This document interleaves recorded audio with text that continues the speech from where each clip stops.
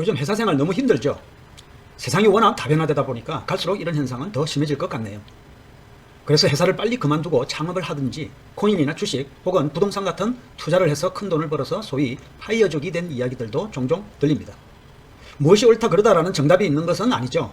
오늘은 부동산 전업을 하기 위해 준비하거나 꿈꾸는 분들에게 여러분들보다는 먼저 전업을 하고 있는 제가 드리고 싶은 말씀을 간략하게 정리해 보려고 합니다. 결론부터 말씀드리자면 그동안 제가 보아온 경험치에 의하면 90% 정도는 부동산 전업을 해서는 어렵겠다라는 결론부터 내리게 됩니다.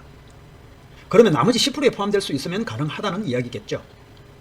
회사 생활을 때려치우고 전업을 하면 일단 시간이 여유로워지는 것은 분명하고요. 근데 대출을 하려고 하니 소득이 일정하지 않다는 이유로 대출이 잘 안 돼요. 된다고 하더라도 이자가 좀 비싸집니다.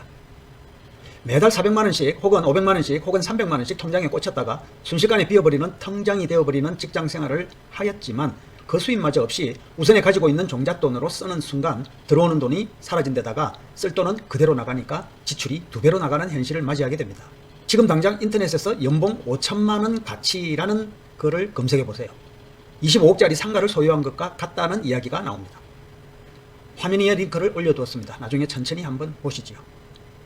기사에 나오는 인사들이 근로소득을 포기해서는 안 되는 대표적인 이유로 들고 있습니다. 물론 기사 말미에는 월급쟁이를 탈출한 40대 자산가의 이야기도 있습니다. 많은 도움이 될 거라고 생각합니다. 저는 부동산에 관한 강의나 전업 투자 생활을 오랫동안 해오다 보니 다양한 투자 환경에 처해 있는 분들을 많이 만납니다. 부동산 경기가 상승 기류를 타고 있을 때 갭 투자를 하기만 하면 전세와 매매 가격이 올라주니 순식간에 큰 수익을 챙기는 행운을 경험했던 많은 투자자들도 있습니다.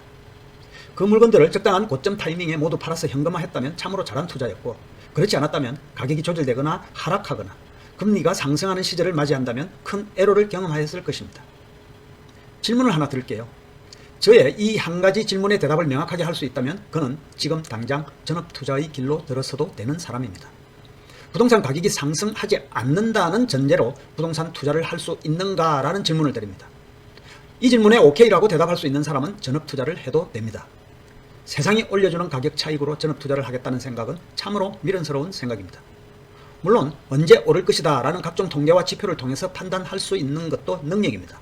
하지만 부동산이라는 것이 과연 그런 통계 수치대로 제대로 움직여주는 시장이 아니지 않습니까? 제 경험에 의한 부동산의 움직임은 통계뿐만 아니라 변수와 정책에 의해서 움직이는 복합적인 시장이었습니다. 부동산 분야에서 불과 몇 년 투자한 사람들이 돈을 벌기에 괜찮은 시장이라면 이 분야에서 일을 하지 않는 사람은 아무도 없을 것입니다.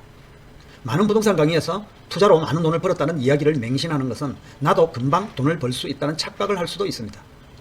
투자 노하우에 관한 지식은 배울 필요가 있지만 어떻게 해서 이만큼 돈을 벌었다라는 과장된 무협지 같은 소리들은 잘못 이해하면 나도 반드시 그렇게 될 수 있다는 착각을 일으킬 수도 있습니다. 부동산 시장 가격이 조정을 받는 시기가 온다면 어떤 방식으로 투자할 것인가에 관한 고민을 좀 더 하시고 그 대안이 있으면 때려치우든 은퇴를 하든 해도 반대하지 않습니다. 직장생활이 전쟁터라고요? 그만두면 지옥입니다.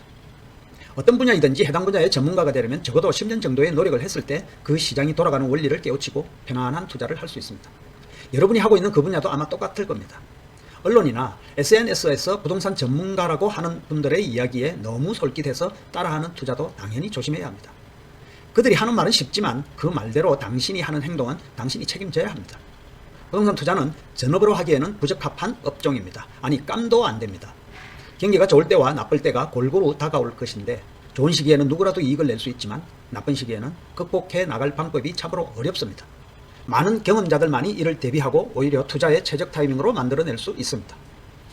오를 때 하는 투자는 전업자가 아니라도 누구나 할 수 있습니다. 내릴 때도 할 수 있는 투자자는 오를 시기를 기다릴 줄도 아는 투자자입니다. 그게 그리 쉬운가라면 저는 지금 이곳에 있는 사람이 아니고 이미 큰 부자가 되어 있었을 것입니다. 부동산 전업 투자는 직장생활이 힘들고 괴로워서 은퇴하는 퇴로가 아닙니다. 그저 나오고 싶은 스스로의 명분을 만들 수단도 아닙니다.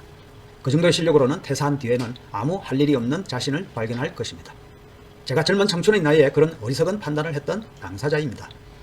직장을 때려치우느니 차라리 부동산 투자를 때려치우고 무주택 비과세 투자만 하겠습니다.